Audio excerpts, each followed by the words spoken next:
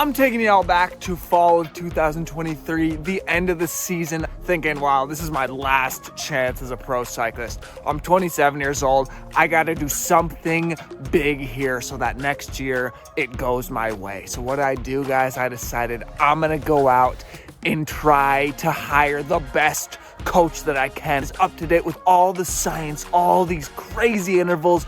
Got this coach, guys, started working with him, all motivated. We did the entire winter with a training style that I'd never done before. A lot more polarized, a bunch of intervals, way less kind of this like grinding, never any of this like tempo kind of training. Big difference to how I'd ever trained before. I was feeling pretty good at times, doing some good numbers, especially with these like VO2 efforts. Go out and do an effort in my training and feel really solid, you know, thinking, oh, hell yeah. This is gonna be my year, guys. Got nice and skinny veins in my legs, which clearly meant that the training was working, right? I'd seen a lot of pros that I follow on Strava doing training like this, and I thought, oh, hell yeah. I'm gonna do that, and you'll see I'll be smashing it next year like all these other guys. We get to the first race block of the year. I was starting my season with the Volta Algarve, which is a big high-level pro race. Remco Evenepoel ended up winning this race, super high level, and I was really confident, honestly, thinking, hell yeah. Worked all winter, we're in a good shape, we've got some great legs under us, we're gonna show these guys how it goes. And ended up absolutely blowing, guys. Whenever the race would go hard and just kind of grindy, nothing extremely like 1 minute full out, just that grinding pace, I just ended up just dead. I had no endurance, which for me is never a problem. In the moment, I ended up blaming this lack of good sensations in the races to various other things that I'd had. I had a bad crash the first day of the freaking race. Big pile up, huge crash. I went down, smashed my hip, and that crash took a lot out of me. So I'm thinking, okay, well, no wonder. I'm actually in great shape, but I had a couple of problems, so normal that I didn't have the best race ever, right, guys? Fast forward 3 months later, I still was doing nothing in these races. I just felt way off. Of course, there I am, living alone on the other side of Spain, riding shitty in these races, thinking, what the hell am I doing? Get me out of here. I was totally, this is not even a lie, I was totally over it all, guys. I was ready to quit in the middle of the season. We're in April of 2024. I was totally convinced that my body basically just wasn't reacting anymore. 28 years old, here I am, body's had enough of this fucking pro cycling shit. Let's go back to the US, start our new phase in our life, working at Wendy's, 22 bucks an hour, very miserable, feeling like, what am I doing? I'm not having any fun right now. I'm riding shitty in these races, and the team is kind of like, what the fuck is the matter with this guy? Like, well, goddamn, like, he's not doing shit. What's the matter? So basically, I was ready to quit. Fully over the sport, literally. I typed up my letter to my boss, and I had it totally ready, saying, you know what? I'm just not in it anymore. My body's not responding. I'm done. Sorry for everything. Like, literally, this is not a lie. I was ready to quit in the middle of the season.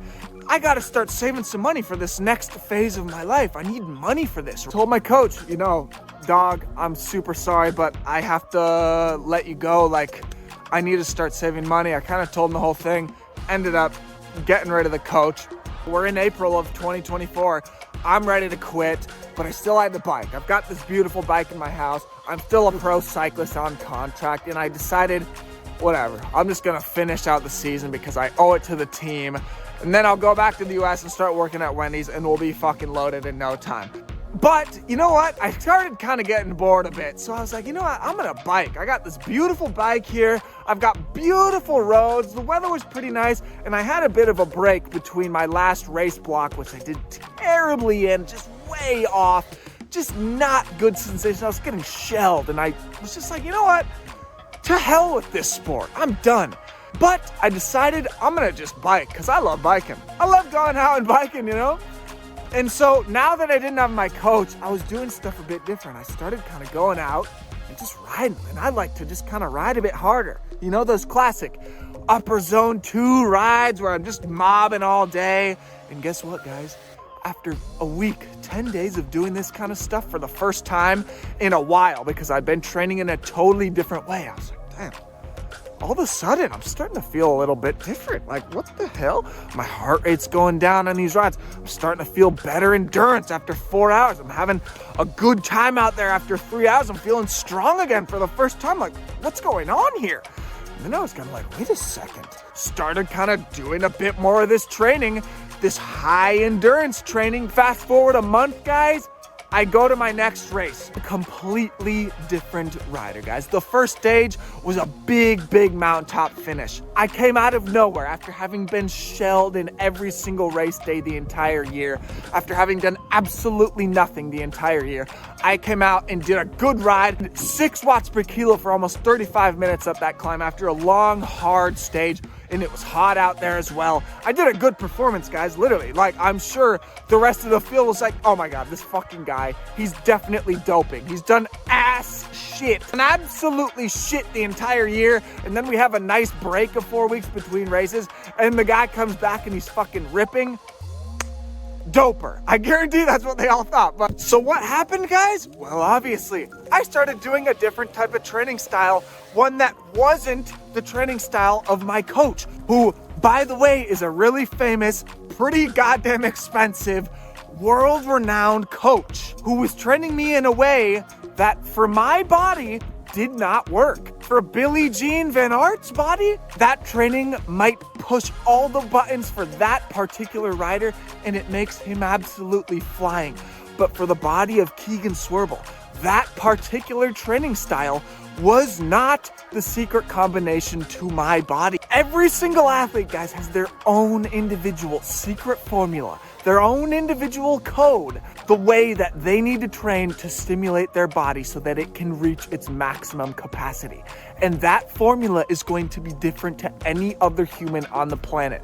Brandon McNulty's formula is going to be different than Sepp Kuss's formula. If you ever come across a coach that simply has his beliefs and his way of training, and he has the smoking gun answer to how you need to train as an endurance athlete to reach your potential, that very well might work for you, or it very well might not. What we need to do is experiment, guys. A good coach is not simply going to try and preach their smoking gun answer on you. What they're going to do is say, wow, this is a reality, guys.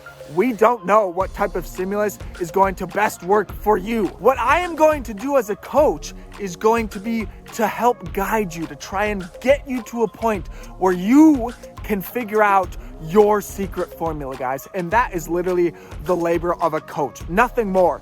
And guys, this is the reality. It is an experiment. No coach knows, no doctor knows. I've got an athlete that I'm working with now, and I literally told him, you know what, dog?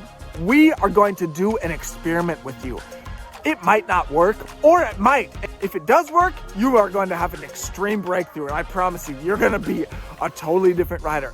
And it very well might not work. We might totally smash you, and we might have to have a 5-day rest to kind of get out of this hole.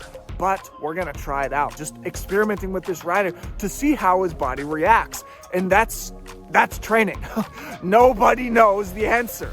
The only way to figure it out is by trying to experiment with different things. And that's why I love this sport. I love trying to do different things, trying to give myself a different training plan and see what happens. Every year I get a little bit closer to finding my secret formula, my own individual secret formula. I go narrowing it down a bit more every season, thinking, okay, well, I kind of feel like this type of training doesn't really work for me. But this season I learned that this type of training really does work for me. So I'm just narrowing it down, hopefully getting ever closer to finding out my secret formula. And that is what it's all about. And that's why I'm so obsessed with this whole training science idea. And honestly, why I am still racing, because I get to go out every day and put what I'm preaching to everyone, test it out on my own self. So guys, I urge you to experiment, get out there, try some different stuff, see what happens, throw the darts at the wall. Maybe one of them will stick. Maybe you'll get a bit closer to finding out your own secret formula, which, like I say, is what we are all searching for in the sport. So I hope you liked the video. If you did, please give me a like. As always, guys, leave me a comment if you enjoyed it. Any ideas for future videos, please leave them in the comments as well.